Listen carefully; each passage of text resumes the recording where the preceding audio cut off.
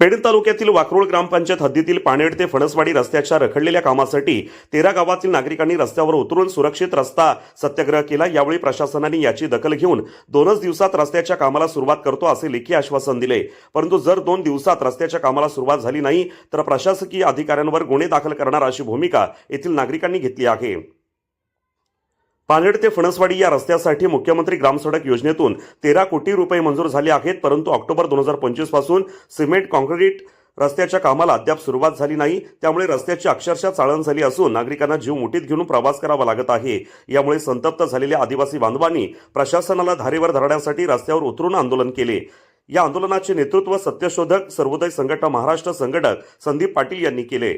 13 गावांना जोडणारा हा मुख्य रस्ता असल्यामुळे गर्भवती महिला, विद्यार्थी आणि वयोवृद्ध नागरिकांना या रस्त्यामुळे खूप मोठी अडचण निर्माण झाली असून पावसाळ्याआधी हा रस्ता झाला नाही तर 13 गावांचा संपर्क तुटणार आहे। लोकप्रतिनिधी देखील याकडे दुर्लक्ष केल्याने रस्ता रखडला असा आरोप नागरिकांनी केला आहे। या रस्ता सुरक्षा सत्याग्रहात लहान मुले, महिला, वयोवृद्ध, आदिवासी बांधव मोठ्या संख्येने सहभागी झाले होते। यावेळी पोलीस निरीक्षक संदीप बागुल यांच्या मध्यस्थीने संबंधित अधिकाऱ्यांना बोलावून लेखी आश्वासन दिल्यानंतर हे आंदोलन तुर्तास स्थगित करण्यात आले आहे।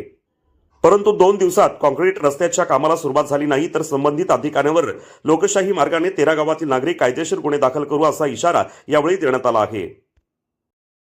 हात घाम शेतात आमचा गळ चोरायतच घेऊन पळ, घाम शेतात आमचा गळ चोरायतच घेऊन पळ। अरे धन चोराचा हा पळण्याचा फाटा कुठं हाय रे? हा फाटा कुठला आहे? अरे धन चोराचा हा पळण्याचा फाटा कुठं हाय रे? सांग धनाचा साठा आणि आमचा वाटा कुठं हाय रे? सांग धनाचा साठा आणि आमचा।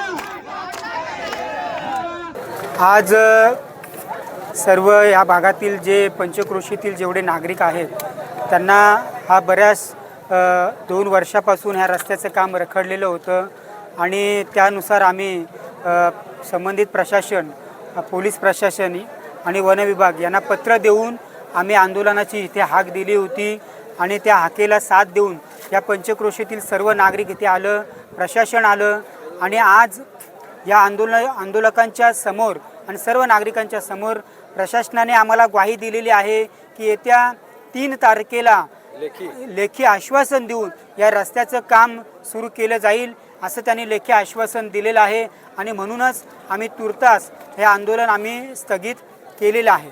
काम पूर्ण झाल्याशिवाय अशाच ताज्या अपडेट्स मिळवण्यासाठी आपल्या रंग मराठी न्यूज चॅनेलला सबस्क्राईब करा आणि बाजूच्या बेल आयकॉनवरती क्लिक करा। धन्यवाद।